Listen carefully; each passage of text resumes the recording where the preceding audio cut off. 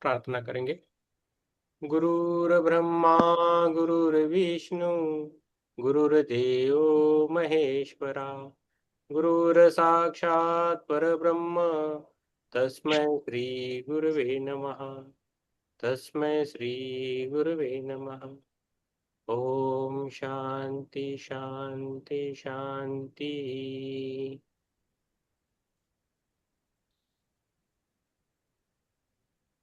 तो पहला हम ये करेंगे, यूनिवर्सल प्रेयर करेंगे। O hidden life, O hidden life, vibrant in vibrant in every atom. every item. O hidden light, O hidden light, shining in shining in every creature. every creature. O hidden love, O hidden love, embracing embracing all in oneness. all in May each who me is who feels himself is himself as one with thee. as one with Know he is know he is also also one with every other. one with every other. Thank you. Yes, तो Thank you. हमारी book चल रही है आत्म साधना। आत्म साधना book चल रही है और इसके जो लेखक है डॉक्टर इकबाल किशन तैमनी, अनुवादक है डॉक्टर रघुवीर शरण गुप्ता, उनकी है। तो अभी हम आ गए अध्याय 2, पेज नंबर है 18। मनुष्य की संपूर्ण संरचना। मनुष्य की संपूर्ण संरचना, इसके बारे में अभी पढ़ेंगे हम। ओके, सच्ची गुण विद्या से परिचित होने के बाद अब हम संक्षेप में उन बातों पर विचार करेंगे जिनका मनुष्य की आंतरिक संरचना के बारे में गुण विद्या ने पता लगाया है। सच्ची गुण विद्या, अध्याय 2, मनुष्य की संपूर्ण संरचना। सच्ची गुण विद्या से परिचित सच्ची गुण विद्या से परिचित होने के बाद अब हम संक्षेप में उन बातों पर विचार करेंगे जिनका मनुष्य की आंतरिक संरचना के बारे में गुण विद्याओं ने पता लगाया है। ये बातें उन बहुत से अनुसंधानकर्ताओं की खोज के परिणाम है जो अपनी सूक्ष्म शक्तियों को विकसित करने में तथा आंतरिक लोकों की क्रियाओं की पूर्ण वैज्ञानिक विधि से जांच करने में सफल हो सके। वास्तव में बहुत से उन्नत सिद्ध पुरुषों के लिए सूक्ष्म लोगों से संबंधित ये बातें प्रत्यक्ष अनुभव की बातें हैं। ठीक उसी प्रकार जैसे स्थूल शरीरधारी साधारण मनुष्य के लिए भौतिक जीवन की क्रियाएं। पिछले अध्याय में इस बात का संकेत दिया जा चुका है कि मनुष्य की संरचना बहुत ही जटिल है और वह चेतना के विभिन्न कोशों में कार्य करती है। उच्चतम लोक में उसकी चेतना हमारे सौर मंडल के अधिष्ठाता ईश्वर की चेतना में अवस्थित है और उसी का एक अंश है। उसकी चेतना धीरे धीरे नीचे भूलोक तक उतरती है। ये भूलोक ईश्वरीय चेतना की परिधि पर है। चेतना की ये विशिष्ट इकाई सौर मंडल के प्रत्येक लोक में उस लोक का कुछ पदार्थ मैटर लेकर धीरे धीरे अपने लिए एक कोश तैयार कर लेती है, ताकि उस कोश के क्या होता है, चेतना की विशिष्ट इकाई सौर मंडल के प्रत्येक लोक में से उस लोक का कुछ पदार्थ मैटर लेकर धीरे धीरे अपने लिए एक कोश तैयार कर लेती है, ताकि उस कोश के माध्यम से वो उस लोक में अधिक कुशलता से कार्य कर सके। विचार के लिए हम चेतना की एक ऐसी ही इकाई को लेकर उसके द्वारा प्रयुक्त विभिन्न कोशों तथा उनके पारस्परिक संबंधों का मोटे और सामान्य तौर पर अध्ययन करेंगे। अभी तीसरा पैराग्राफ है। इन कोशों के संबंध में ध्यान देने के पहली बात यह है कि जैसे जैसे हम परिधि से केंद्र की ओर बढ़ते हैं ये कोश सूक्ष्मतर होते जाते हैं और चेतना का वर्चस्व बढ़ता जाता है। गुण सिद्धांत के अनुसार संपूर्ण सौरमंडल की उत्पत्ति सौरमंडल के अधिष्ठाता ईश्वर की चेतना से हुई है और वही उसका आधार है। एक के बाद एक लोक पर उसकी अभिव्यक्ति का अर्थ उसके जीवन का अधिकाधिक स्थूलीकरण और उसकी चेतना पर अधिकाधिक मोटे आवरणों का पड़ जाना है। इस प्रकार चेतना के क्रमशः इवन लोगों पर अवतरण से धीरे धीरे उसकी शक्तियां और गुण लुप्त हो जाते हैं और बाह्यतम भौतिक जगत में ऐसे सीमा या बंधन अपनी पराकाष्ठा पर होते हैं।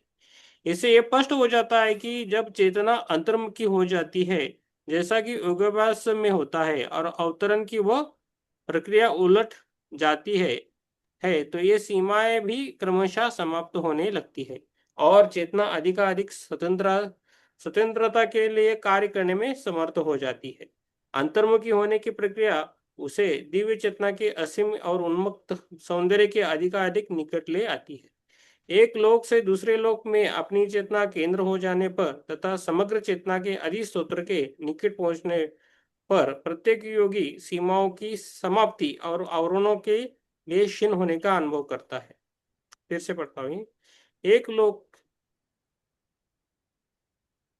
फिर से पढ़ेंगे, ठीक है, आराम से फिर से पढ़ेंगे, थोड़ा धीरे जाएंगे। इस कोशों में कोश कैसे तैयार हो वो तो पता चला ना। हमारे जो कोश है वो कोश सूर्यमंडल से धीरे धीरे लेके कोई मैटर लेते हैं और इससे कोश बनते हैं। कोश मीन्स क्या है? कोश ऐसा बनता है ना, कोश कीटक का कोश रहता है ना, आवरण बोलता है, आवरण बोलते हैं ना उसको, हमारे ऊपर आवरण बोलता है।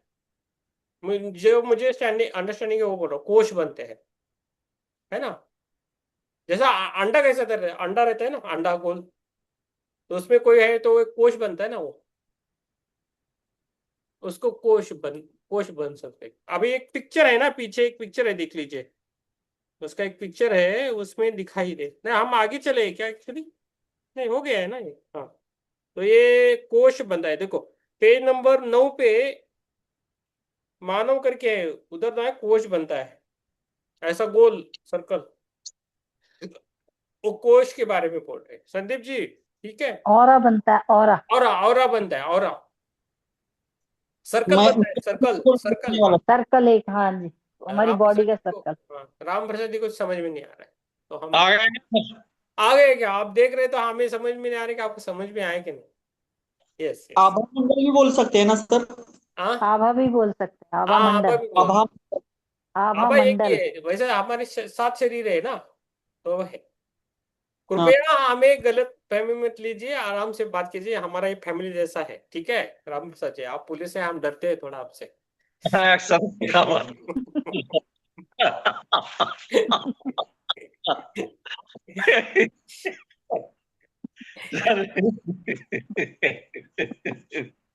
क्या बात है, है ना, ठीक है। इतनी बड़ी उपाधि मिल गई। अरे सर, ये बताओ। हमें उनके हंसी से ज्यादा प्यार है। राम प्रसाद जी की हंसी जो है ना, बहुत प्यारी है। उनके जैसा कोई भी हंस नहीं सकता इधर अभी भी। खुल के। मतलब ये बोल रहा हूँ सर, हम्म। मेरा कहना ये है कि सरल होना साधारण बात नहीं है। यस। सरल होना बहुत कठिन बात होती है। हम्म। और हमारे जैसे पदासीन रहे हुए व्यक्ति को सरल होने के लिए तो नामुमकिन जाली बात है। यस असंभव जैसे बोलते हैं, असंभव हो ही नहीं सकता है। यस। फिर भी उस क्या यूनिवर्स, ब्रह्मांड, ईश्वर और प्रीतम कल्याणकर जी का दृष्टि हमारे ऊपर पड़ी है। हम्म। हृदय सरल हो रहा है, वेरी गुड। परिवर्तित हो रहा है। हम्म। यस। वाह, very good, very good, very good. Yes, thank you. चलो आगे बढ़ेंगे। कोश तक पेज नंबर है 18। इन कोशों के संबंध में ध्यान देने की पहली बात यह है कि जैसे जैसे हम परिधि से केंद्र की ओर बढ़ते हैं, ये कोश सूक्ष्मतर होते जाते हैं और चेतना का वर्चस्व बढ़ता जाता है। में चेतना बढ़ती है लेकिन कोश छोटे छोटे बन जाते गुण सिद्धांत के अनुसार संपूर्ण सौरमंडल की उत्पत्ति सौरमंडल के अधिष्ठाता ईश्वर की चेतना से हुई है और वही उसका आधार है। एक के बाद एक लोक पर उसकी अभिव्यक्ति का अर्थ उसके जीवन का अधिकाधिक स्थूलीकरण और उसकी चेतना पर अधिकाधिक मोटे आवरणों का पड़ जाना है। इस प्रकार चेतना के क्रमशः विभिन्न लोगों पर अवतरण से धीरे धीरे उसकी शक्तियां और गुण लुप्त होते जाते हैं और बाह्यतम भौतिक जगत में से ये सीमा या बंधन अपनी पराकाष्ठा पर होते हैं। इससे यह स्पष्ट हो जाता है कि जब चेतना अंतर्मुखी हो जाती है, जैसा कि योगाभ्यास में होता है, और अवतरण की वह प्रक्रिया उलट जाती है, तो ये सीमाएं भी क्रमशः समाप्त होने लगती है और चेतना अधिकाधिक स्वतंत्रता से कार्य करने में समर्थ हो जाती है। अंतर्मुखी होने की प्रक्रिया उसे दिव्य चेतना के असीम और उन्मुक्त सौंदर्य के अधिकाधिक निकट ले आती है। तो ये क्या है, धीरे धीरे उसकी शक्ति और गुण लुप्त होते जाते। तो पहले क्या होता है, चेतना बढ़ जाती है और उसका आधार है एक के बाद एक लोक पर उसकी अभिव्यक्ति का अर्थ उसके जीवन का अधिकाधिक स्थूलीकरण और उसकी चेतना पर अधिकाधिक मोटे आवरणों का पड़ जाना है। तो चेतना पर अधिकाधिक मोटे आवरण पड़ते हैं। इस प्रकार चेतना के क्रमशः विभिन्न लोगों पर अवतरण से धीरे धीरे उसकी शक्तियां और गुण लुप्त होते जाते हैं और बाह्यतम भौतिक जगत में ये सीमाएं या बंधन अपनी पराकाष्ठा पर होते हैं। तो जैसा हम शरीर में आते हैं तो कम कम हो जाती है, शक्तियां कम कम हो जाती है, ऐसा बोल रहे हैं। इससे यह स्पष्ट हो जाता है कि जब चेतना अंतर्मुखी हो जाती है, जैसा कि योगाभ्यास में होता है, और अवतरण की वह प्रक्रिया उलट जाती है, तो सीमाएं भी क्रमशः समाप्त होने लगती है और चेतना अधिकाधिक स्वतंत्रता से कार्य करने में समर्थ हो जाती है। तो चेतना अधिकाधिक स्वतंत्रता से कार्य करने में समर्थ हो जाती है। अंतर्मुखी होने की प्रक्रिया उसे दिव्य चेतना के असीम और उन्मुक्त सौंदर्य के अधिकाधिक निकट ले आती है।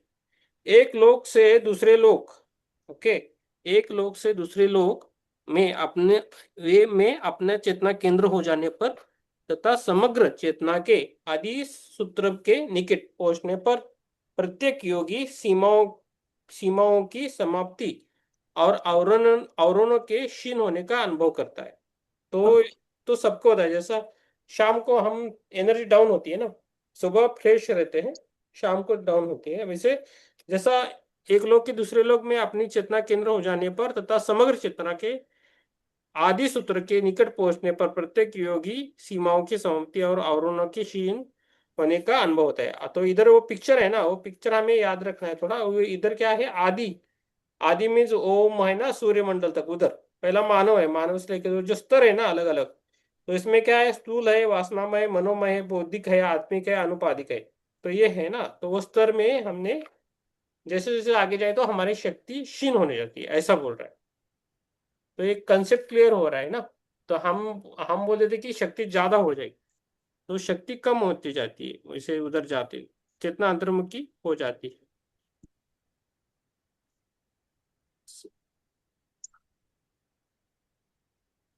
क्षीण होते हुए की इस महत्वपूर्ण बात को समझ लेना बहुत आवश्यक है, क्योंकि जब हम भौतिक जगत में नश्वर और अपेक्षाकृत नीरस विषयों में फंसकर अपना जीवन बिताते हैं, तब ये ही हमें अत्यधिक वास्तविक और स्फूर्तिदायक लगते हैं। क्योंकि जब हम भौतिक जगत में नश्वर और अपेक्षाकृत नीरस विषयों पर फंस कर अपना जीवन बिताते हैं, तब ये ही हमें अत्यधिक वास्तविक और स्फूर्तिदायक लगते हैं।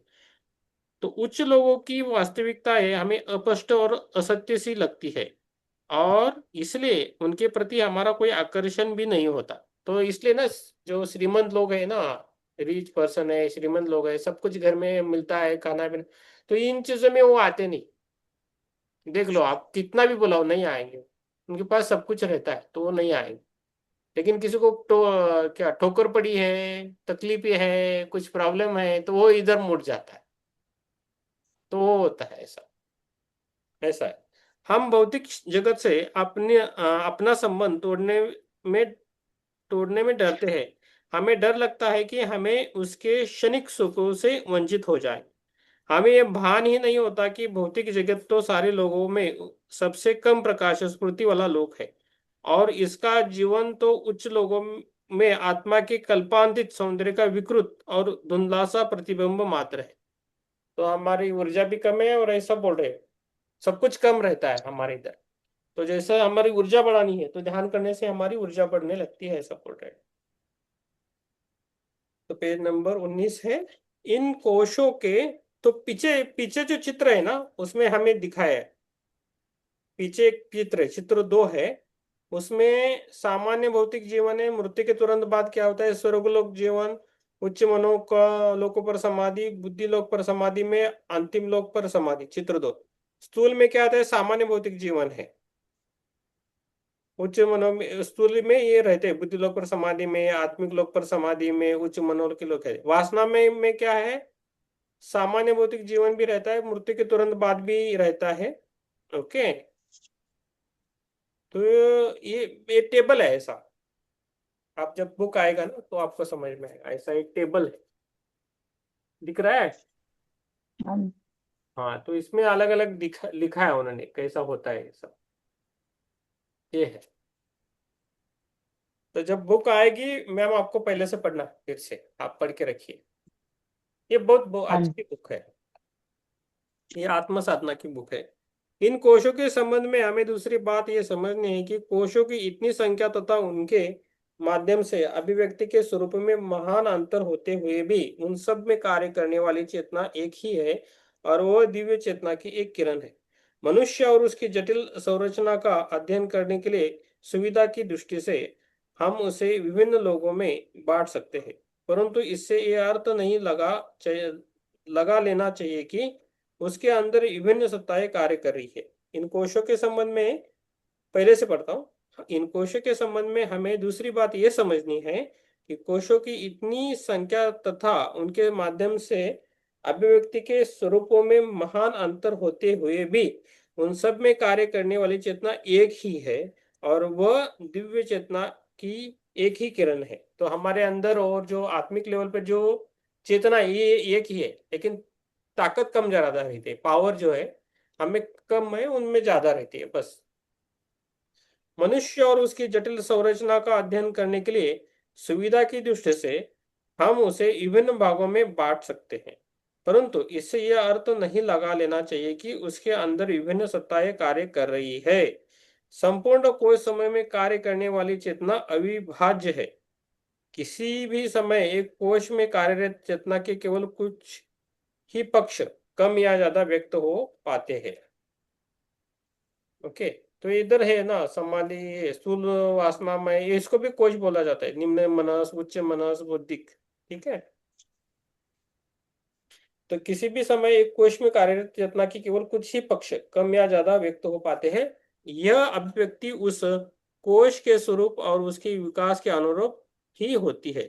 किसी लोग विशेष पर चेतना की यह अभिव्यक्ति उस लोगों के मूल स्वरूप तथा जिन अन्य लोगों पे होकर चेतना गुजरी है उनसे प्राप्त अनुभवों पर निर्भर करती है। अतः उदाहरणतः जब जीवात्मा स्थूल शरीर में कार्य करता है तो चेतना भौतिक जगत की सीमाओं पे बन जाती है, परंतु जीवात्मा के अन्य कोश तो पृष्ठभूमि में रहती ही है और भौतिक जगत के जीवन को प्रभावित करते रहते हैं। मृत्यु के पश्चात जब स्थूल शरीर समाप्त हो जाता है तो चेतना का केंद्र वासना कोश में हो जाता है और उसी की सीमाओं में चेतना कार्य करती है। फिर भी अन्य सभी कोश पृष्ठभूमि पर रहकर उसकी अभिव्यक्ति को प्रभावित करते रहते हैं। समाधि में चेतना का केंद्र प्रयत्न द्वारा एक लोक से दूसरे लोक पर ले जाया जाता है। उस समय चेतना का केंद्र तो किसी एक शरीर विशेष में रहता है, परंतु अन्य सभी कोश अग्र या पृष्ठ भाग में रहते हैं। इसी बात को पिछले पृष्ठ पर चित्र 2 में दिखाया गया है। तो ये जब बुक आएगी तो समझ में आएगा। इसको फोटो हम चाहे तो डालते हैं ग्रुप में डालते हैं तो पता चलेगा कैसा क्या रहता है ना। राम प्रसाद इस फोटो को आप डाल दीजिए, चित्र 2 है ना, वो फोटो को ग्रुप में डाल दीजिए, अभी नहीं बाद में शिव गुरु में डाल दीजिए, है ना। और आप हाँ, तो ये चित्र मध्यात्म मैं ले लूं क्या थोड़ा बहुत? राम प्रसाद जी, ये थोड़ा समझना इम्पोर्टेंट है, पढ़ना इम्पोर्टेंट भी है, लेकिन समझना इम्पोर्टेंट है। तो ये खत्म हो जाएगा। जी हम्म तो उपरोक्त विवेचन में ये प्रश्न है कि आत्म साधना की समस्या पर, ओके, उपरोक्त विवेचन में यह प्रश्न है कि आत्म साधना की समस्या पर पूर्ण रूप से विचार करने के लिए हमें अपनी संपूर्ण संरचना को ध्यान में रखना आवश्यक होगा। हमारे सभी कोश एक दूसरे से संबंधित है तथा एक दूसरे पर आश्रित है। अन्य शरीर में थोड़ा बहुत परिवर्तन लाए बिना हमारे किसी एक शरीर में परिवर्तन लाया ही नहीं जा सकता। यदि कोई व्यक्ति भावनात्मक स्वास्थ्य चाहता है तो वह अपना भावनात्मक जीवन अलग नहीं कर सकता और न केवल उसी तक अपने प्रयत्नों को सीमित कर सकता है। उसे अपने मानसिक और भौतिक जीवन पर ध्यान देना ही होगा। और यदि वो वास्तव में पूर्ण होना चाहता है तो उसे अपने आत्मिक स्वरूप पर भी ध्यान देना पड़ेगा। तो ये कोश है ना, मनोमय कोश, स्थूल कोश, निम्न, ये 1 2 3 4 5 6 कोश है। तो उसमें हम रहते हैं अलग अलग, और उसमें हमारी अवस्था भी उन्होंने बोल दी है। ठीक है, तो ये है, तो इसके बारे में वो बोल रहे सब कुछ। ये यही बेस है एक्चुअली। सभी बुक हम जब लेंगे ना दूसरे और से ऑथर से, उसमें थोड़ा रहेगा, बातें ज्यादा रहेगी, इसमें है ना इंफॉर्मेशन ज्यादा है, बातें कम है इसमें। तो संदीप जी, आप भी चाहे तो ऑर्डर कर सकते हैं बुक्स सभी। ओके, सस्ती रहती है सभी बुक्स। ओके, तो उन्होंने, कहाँ पे मिलेगी, कहाँ पे? तो आप राम प्रसाद जी से कांटेक्ट कीजिए, वो आपको बताएंगे कैसे बुक लाना है, क्या करना है। मैं दो कांटेक्ट करता हूँ। 2000 तक खर्चा आता है, लेकिन बहुत सारी बुक आती है उसमें, और पढ़ने लायक है, काम की चीज है। नहीं, आप, मुझे शरीर के ऊपर ही काम करना है। हाँ शरीर के ऊपर ही काम करना है मुझे। हाँ, हमें भी उस पर ही काम करना है। हाँ, Yes. उसके लिए मैं किताबें ढूंढ रहा हूँ, लेकिन जो है मेरे पास वही, उसके उसके ऊपर ही मैं काम चल रहा हूँ फिलहाल। नहीं, ये आप ऑर्डर कीजिए, आपके होगा। ठीक है, इन कोशों या शरीर, इन कोशा भी चित्र नंबर 3 आएगा। इन कोशों या शरीर में के संबंध में एक और बात हमें समझ लेनी है। यद्यपि जीवात्मा के विभिन्न कोशों यद्यपि जीवात्मा के विभिन्न कोश विभिन्न लोगों में होते हैं, और प्रत्येक लोग में उन कोशों के माध्यम से कार्य करने वाली चेतना की अभिव्यक्ति में अंतर होता अभी पोटी पुटी करके आ गया। है। तथापि तथापि ये कोश तीन तीन के समूह में कार्य करते हुए प्रतीत होते हैं। प्रत्येक कोश समय में कार्यरत चेतना एक इकाई होती है। प्रत्येक कोश समय में कार्यरत चेतना एक इकाई होती है।